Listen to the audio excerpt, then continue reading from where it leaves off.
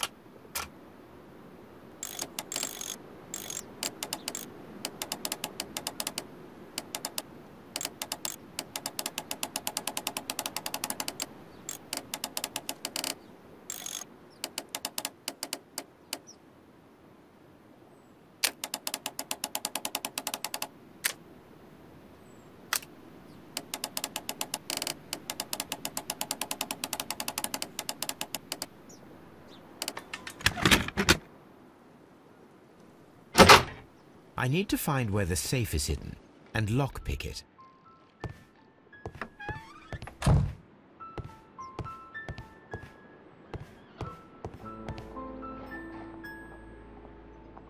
This cupboard is an absolute mess. This cupboard... Several books have fallen from the shelves. It seems as though this cupboard can be moved. I'll give it a try. So, that's the lock I must open tonight. Let me see.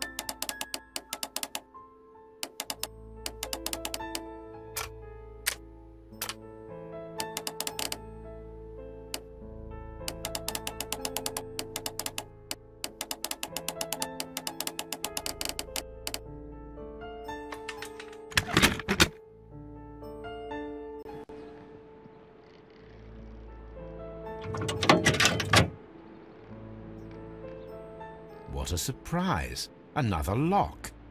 And I won't be able to pick it. I recall that precious key around Foley's neck. It might prove a decent fit. I suppose they hired me to only open the first lock. Let us wait for the thieves, trap them, and find out. Let us check the thieves' possible escape routes in the event that they are caught off guard by the police from the front door.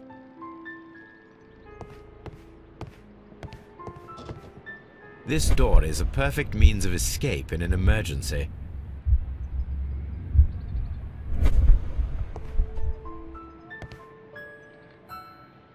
A solid rope.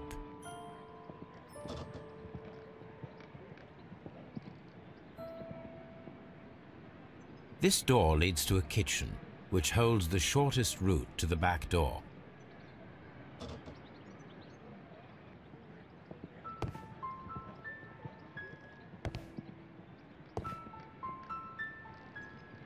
This should be useful.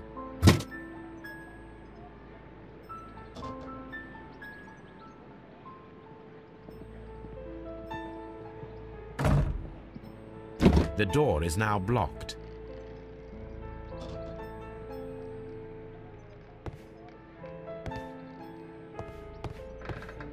The ground floor window is a perfect way to escape the police.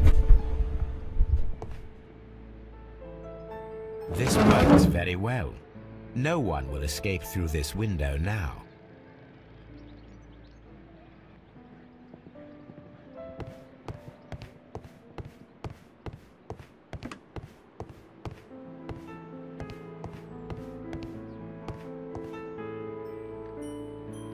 I wonder what this old chandelier is doing on the floor. It looks as though it was poorly attached. I suppose that the thieves already tried to open the lock with this formidable hammer, but they were unsuccessful.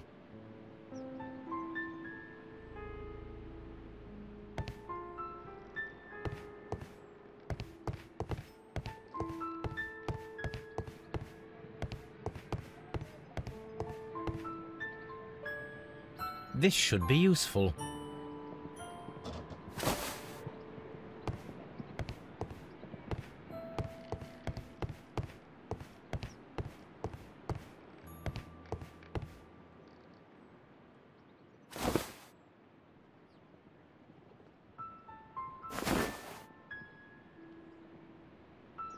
Now, if anyone takes the hammer, the rope will uncoil and make the chandelier fall.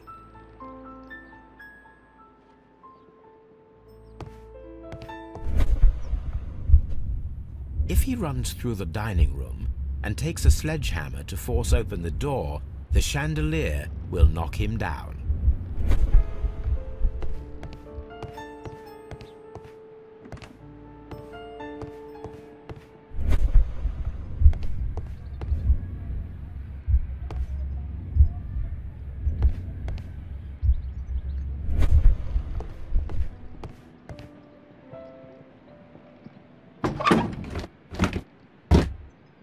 There is no ladder. If anyone falls here, he will need assistance to get out.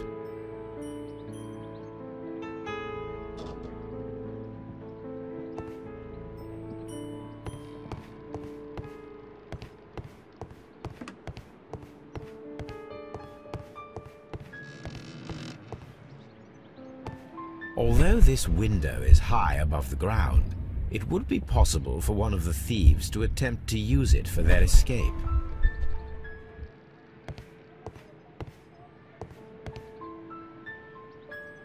This should be useful.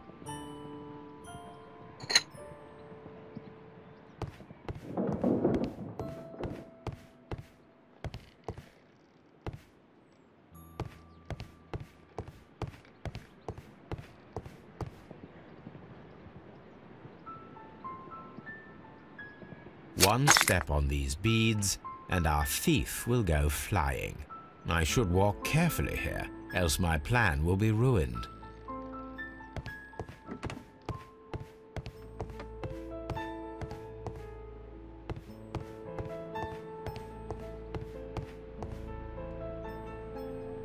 This should be useful.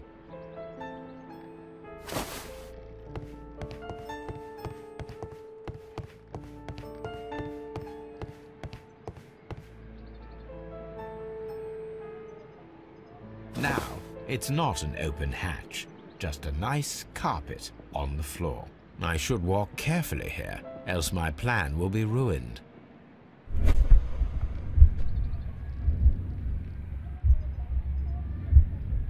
Any thief who finds his way upstairs will roll down very quickly. Now, if a thief runs through the kitchen, he'll pay a surprise visit to the cellar. The traps for my circus companions are all prepared. I can leave now, but I'll return later with Charles Foley and his companions.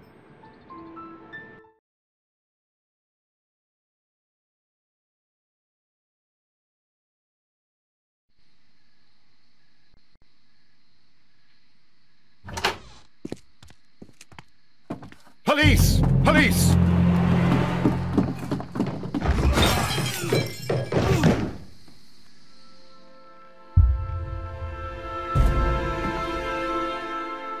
Stop where you are! Where are they? Trapped, Watson, with your assistance. How so? Oh, you sounded just like a real bobby, my dear fellow. You startled them into the traps. I did? I assure you, Watson, it was quite an entertaining show. They will not escape the house now. You scum! And this is the pistol used for the murder in Half Moon Street. How do you know about that? Have you closed the case yet, Sherlock? Mycroft, what are you doing here? Did you follow me? Sherlock, it may seem that I used you, but you should be pleased to know that you have served our Queen well, in this instance. So now, let us catch the big fish. But this man is not one of the merry men? No. Then why exactly are we here, Sherlock? This gentleman, Charles Foley, has been involved in a double murder, and the hunter of a set of valuable antiques, the Hellenistic treasures, which disappeared in a theft many years ago. You're no better than the coppers!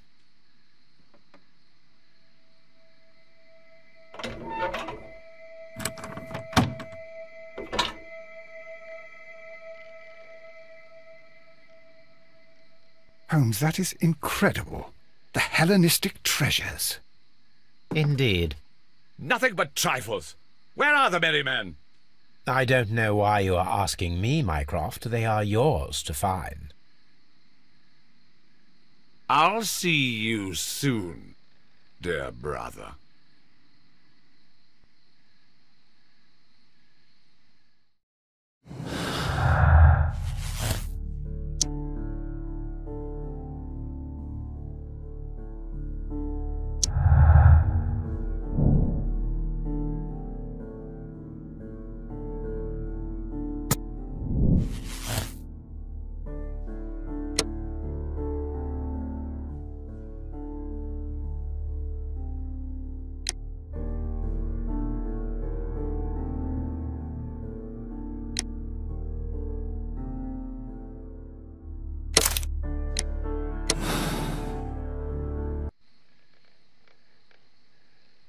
Charles Foley, you committed the crime of premeditated murder and of theft. You will be severely punished for your deeds. You are pitiful, you Scotland Yard dog. Save your words for the gallows. I am sure the journalists will love them. I shall leave now, Watson. Gentlemen, please take our friends here into custody. Where are you going? I have unfinished business. I'll see you at Baker Street.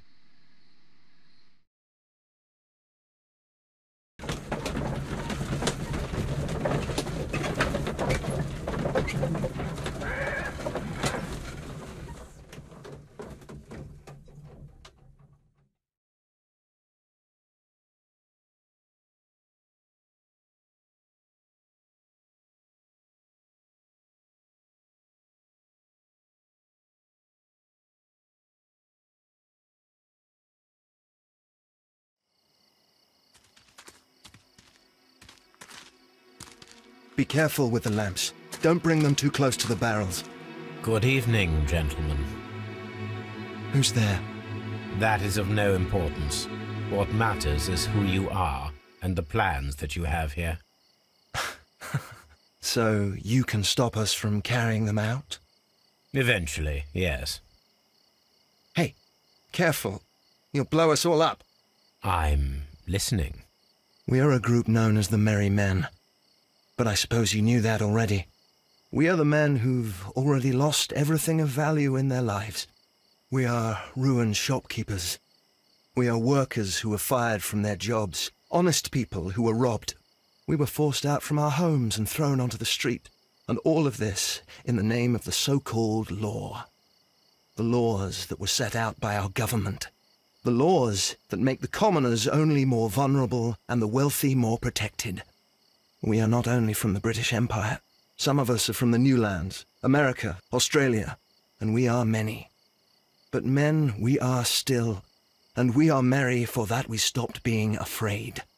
For those powers that be had done their best to plant the fear inside our souls, and we accepted it so easily. The fear advised us to keep our heads bowed. It prevented us from fighting. Bankers and politicians, they own our lives, our work, our bread, and they push us to compete between each other just to see who may serve them better. But in the end, they are the few, so they are weak. They are nothing without their titles. We should not fear them. Our so-called masters should fear us instead. The time has come for our group to stand tall. Our great and many merry men. We are going to blow up the London Stock Exchange. No life shall be lost. But ownerships, debts, and property titles? They shall all be destroyed. They're only papers, after all. So many people will be freed over this night. That is a radical step to take. What result do you truly expect? Chaos.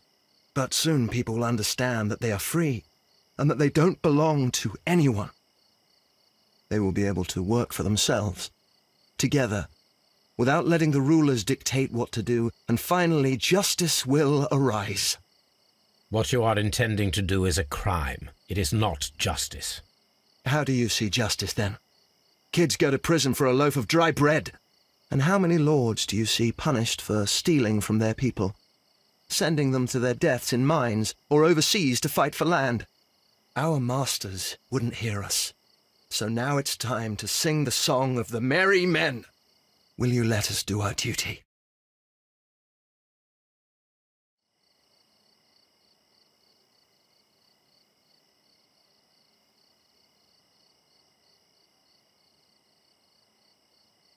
When people fight the order, they are too blind to see the consequences that throw society into chaos. I shall stop your actions, but not you. Run. Now!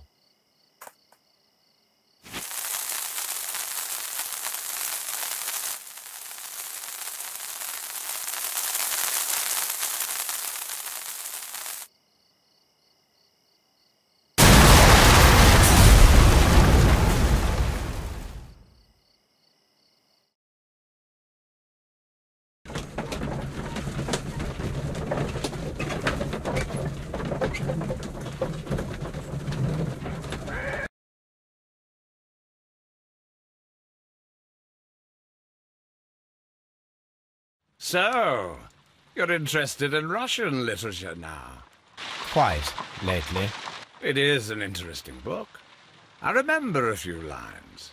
Really? I tried reading it myself, but I had a hard time understanding it. Yes, Doctor. It's about intelligence. Sherlock, I vaguely recall one of the lines. Sometimes it takes something more than intelligence to act intelligently. There were also a few words along the lines of pain and suffering are always inevitable for a large intelligence and a deep heart. Tell me, Doctor, does my brother show any signs of pain or suffering? Not that I know of. Because you see, Doctor, behind all of his masquerade, my brother does possess a deep heart. So deep that he does not recall where he places his love. Well, I'm sure that... His love and his duty that, in the first place, should be directed towards the Empire. For without it, we would be nothing. A country filled with uncivilized men. And the Empire needs order and discipline. It has no room for chaos. People who commit crimes, or at the very least intend them, deserve punishment, Sherlock. Without justice, there can be no civilization. But we serve the truth, not justice. Your truth, Doctor, that may prove immoral.